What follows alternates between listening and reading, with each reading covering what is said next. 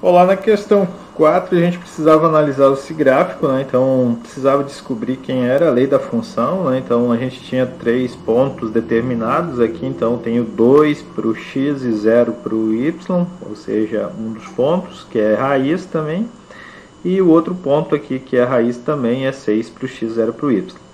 Aqui o outro ponto, né? Então que a gente tem é o vértice, né? Então vamos dizer que eu tenho o primeiro ponto ali 2 e 0. Também temos o outro ponto raiz 6 e 0. E vértice dado então por 4 por x e menos 2 para o y. Uma das maneiras mais rápidas de fazer é usar então a forma fatorada. A forma fatorada tem o a e aqui para a gente descobrir poderíamos partir por outros caminhos, usando o x do vértice, y do vértice, e também a expressão ou a forma canônica também. Bom, fazer essa substituição, primeiro a gente tem que interpretar o problema, né? O que a gente queria de fato, né? A gente precisa, por que a gente está determinando a função? Porque a gente precisa determinar qual é o ponto que essa função f de x intercepta o eixo y. Então preciso determinar o c, né, na expressão, na forma geral da parábola.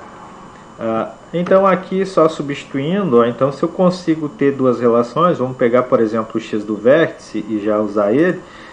Se eu fizer f do 4, o que vai dar como retorno? O menos 2. Então eu vou usar esse conhecimento que a gente tem ali sobre a função, sobre esse ponto. Então já vamos fazer isso. Estou substituindo então o x por 4 e está nos dando retorno menos 2. E vou substituir as raízes na expressão. E vai sobrar então somente o a. Então vamos lá fazendo isso. Então temos f. Vamos copiar aqui a leizinha, jogar aqui. Então, se eu trocar o x por 4, obrigatoriamente todos os x eu terei que trocar por 4. A raiz 1 é quem? Estou chamando aqui a primeira raiz como sendo 2, tanto faz a ordem, né? Então a primeira raiz é o 2 e a outra é o 6. f do 4 posso substituir ou igualar lá no final, que eu sei que então é menos 2. Vamos só igualar ali o final para não gerar confusão. Bom, agora vou trabalhar então com essa igualdade. Vejo que sobrou somente a incógnita a. Ao fazer 4 menos 2 sobra 2. E ao fazer 4 menos 6 sobra então o menos 2. Eu tenho 2 vezes 2 aqui, né? Então tenho menos 4, menos 4a. Menos 4a igual a menos 2. Dividindo todo mundo por 4, ou posso dividir inicialmente todo mundo por 2, por menos 2, ficaria 2a igual a 1, e indo e vindo chegarei então que esse a vale meio. Então já descobri que o a vale meio. Então posso voltar ali na expressão. Se eu tiver uma outra expressão, um outro caminho também é válido. Então vou substituir esse a aqui, onde eu encontrei esse valor, e todas as raízes aí para ficar com a expressão correta. Então aqui eu tenho 2 e na outra raiz, a segunda raiz, temos o 6. A gente pode seguir abrindo aqui, desenvolvendo para saber qual é a lei, mas se eu fizer f de 0 já aqui, a gente já sabe quem é o c, né? Então o ponto de intersecção é f de 0. Ao substituir aqui por 0, eu já descubro quem é esse valor. Eu poderia fazer o processo de pensar na multiplicação aqui em cima, eu sei que vai ficar o número somente sem as incógnitas quando eu faço 1 meio vezes menos 2 vezes o 6, e isso está dando 1 meio vezes 2 vai dar 1 aqui, então, né, 1 vezes 6 vai dar 6. Então eu sei que o termo independente, o czinho, vai ser o 6, né?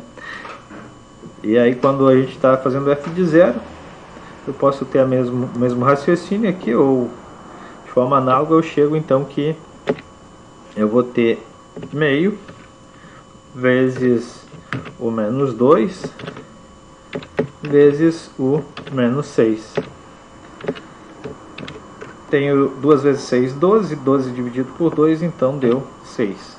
Então o nosso ponto lá onde é interceptado pela função f, aqui em cima, vai ser quando y vale 6. E isso nos forma então um retângulo, o retângulo que a gente está procurando. Deixa eu inserir aqui uma forma para nos auxiliar. Então, eu vou fazer essa linha, eu preciso formar esse retângulo. Lá em cima vai ser 6. Vamos só melhorar aqui um pouquinho o design.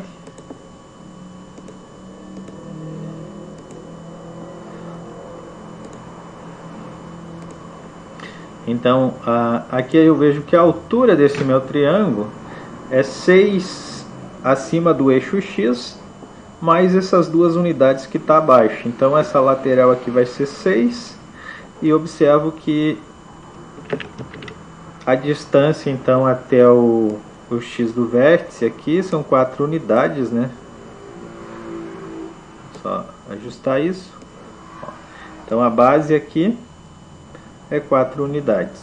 Então eu tenho um triângulo que é formado então por uma base de tamanho 4 e uma altura de tamanho 8. Então teria aqui a função g de x, somente para dizer que está fechando o triângulo, mas ela não vai ser necessário conhecer nada mais dela para calcular isso, né? Posso identificar que esse triângulo que vai se formar aqui, a área dele é a metade de um retângulo que tem essas medidas 4 e 8. Se já não lembro mais a forma, então posso usar essas definições. Ou quem já tem de cara a forma, com a fórmula aqui eu tenho base vezes altura sobre 2, então a área do triângulo seria isso, ou a metade de um retângulo com essas dimensões.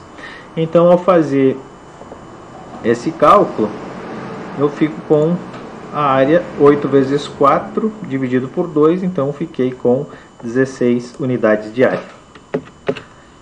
Então, até a próxima questão.